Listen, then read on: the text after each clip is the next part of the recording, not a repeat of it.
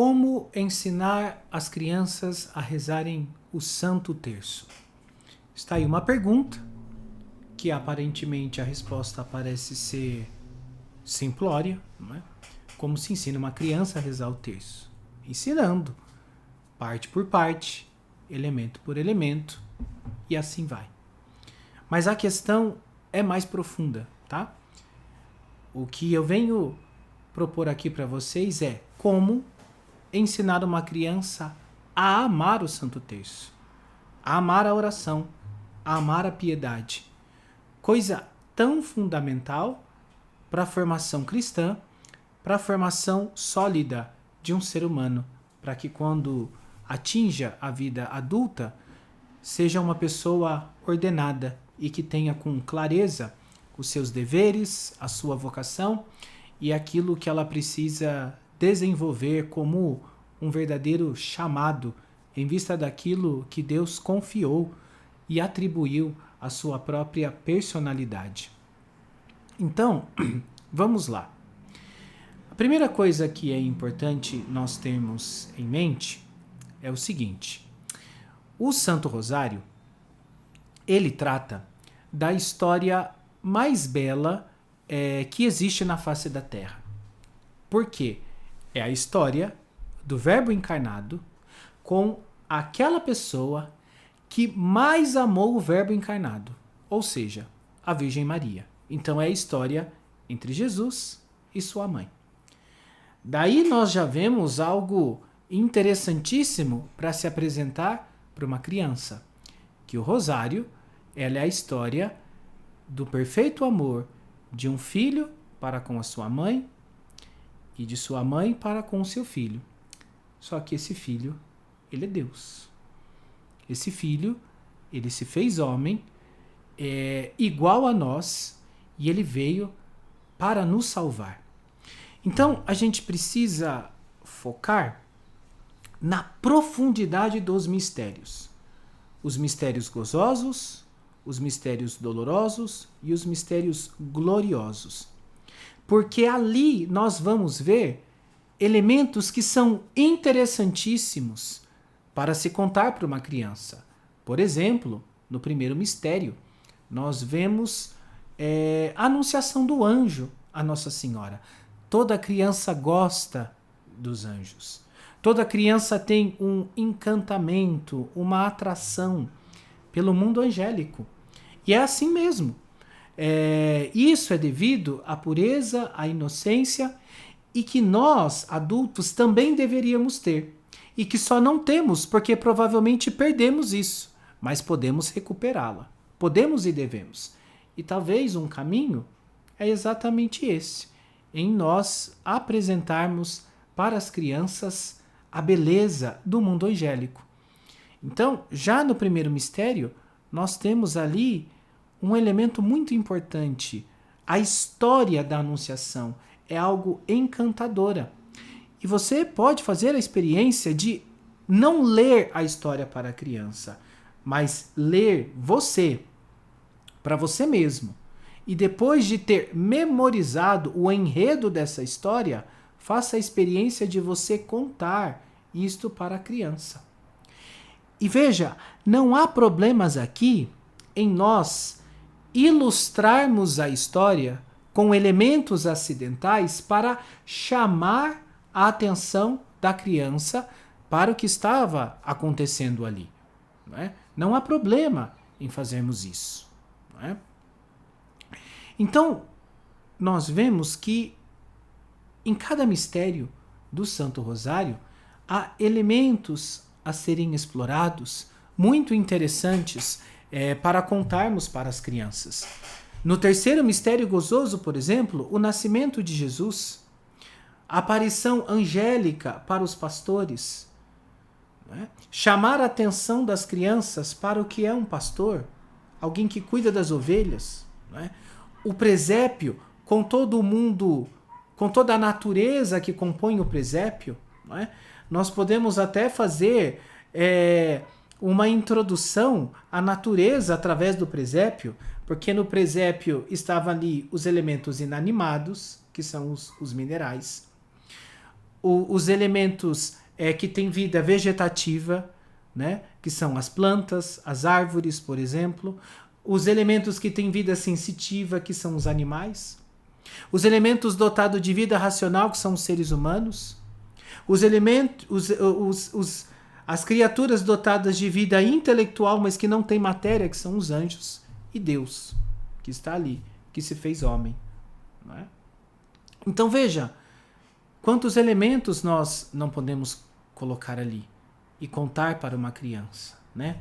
O quinto mistério gozoso, né? A perda e o encontro do menino Jesus entre os doutores da lei. Nós vemos ali São José e Nossa Senhora à procura do menino Jesus.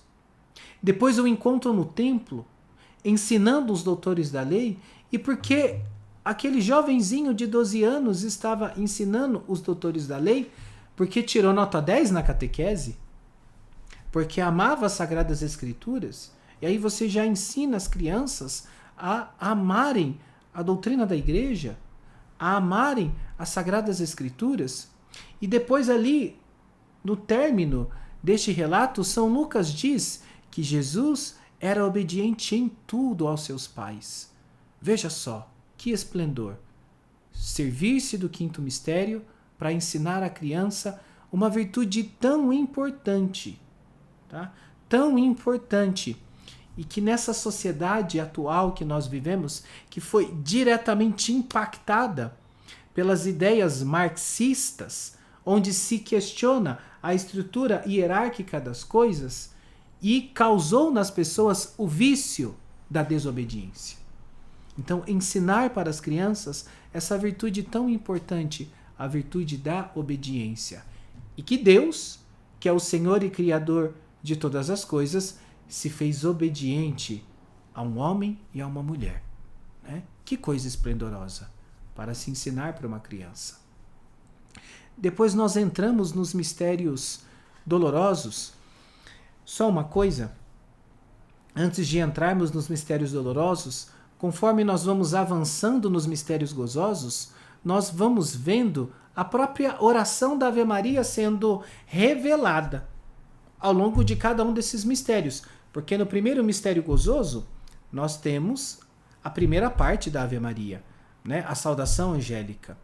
No segundo mistério gozoso, nós temos a continuação dessa primeira parte, que é as palavras de Santa Isabel, a Virgem Maria. No terceiro mistério, nós temos o nascimento do menino Jesus. Então, Maria é mãe de Deus. Santa Maria, mãe de Deus. Então, nós vamos vendo que, ao longo dos mistérios gozosos, a própria Ave Maria vai sendo explicada, que é a oração base do Santo Terço, do Santo Rosário, não é? E depois nós temos os mistérios, então, dolorosos, onde nós podemos e devemos, sim, contar para as crianças todo o sofrimento que Jesus passou, desde a agonia, na flagelação, na coroação de espinhos, carregando a cruz, até a sua morte no Calvário. Né? Contar isso para as crianças, porque ele fez aquilo por nós e também por elas, por amor a elas. Né? E nós percebemos o quanto que o sofrimento de nosso Senhor chama a atenção das crianças. Né? É claro que nós precisamos aprender a contar essas coisas tendo como pressuposto que nós estamos falando com crianças. E que, portanto, a gente não pode se estender muito nessas explicações. Né? Mas é por isso que eu acabei de dizer que a gente precisa ter esses mistérios de memória e nós contarmos aquilo para elas. Depois de nós termos feito um processo meditativo em cima deles. Né? E depois nós temos os mistérios gloriosos, né? A ressurreição de Jesus. E a partir da ressurreição, nós podemos explicar para as crianças por que no domingo nós vamos à missa, porque domingo é o dia que o Senhor ressuscitou. A partir dos mistérios da paixão e da ressurreição, nós podemos explicar melhor para as crianças o que é a missa.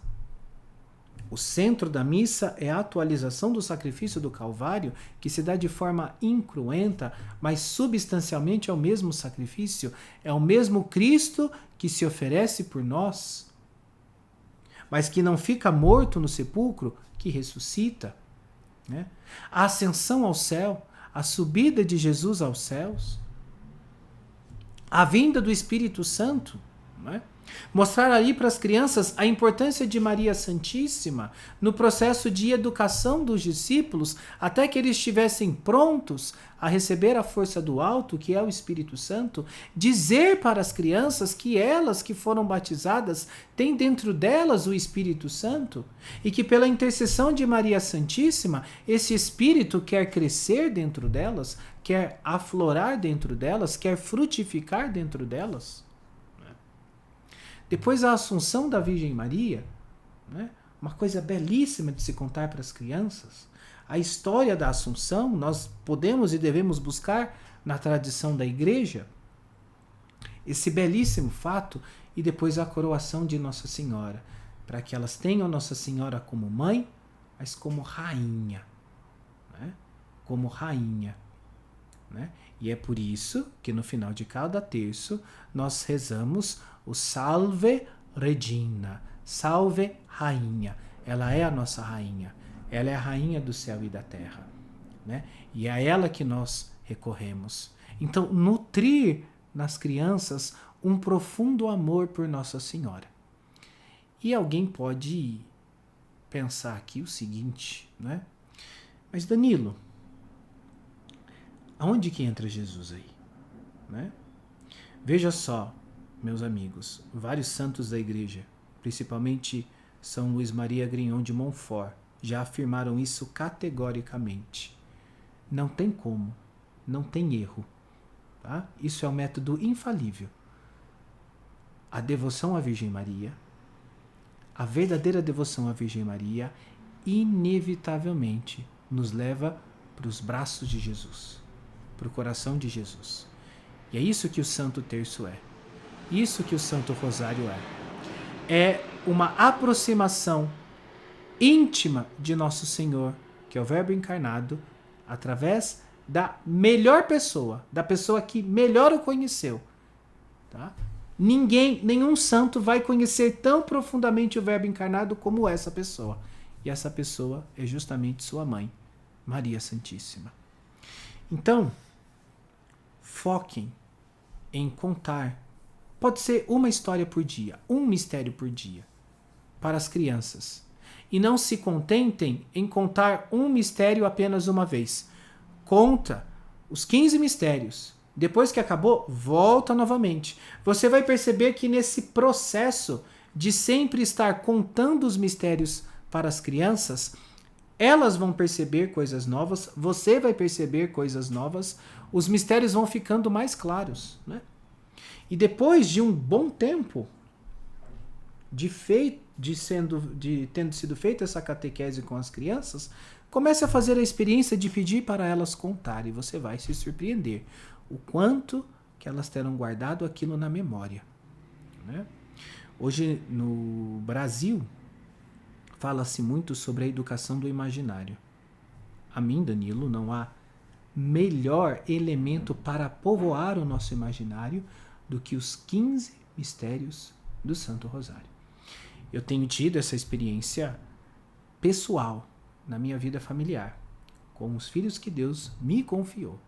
Tá? E é impressionante o impacto que essas histórias causam, a influência que isso tem de formar na piedade os nossos filhos. Tá? E espero que esse vídeo possa ajudar você também a seguir um caminho semelhante.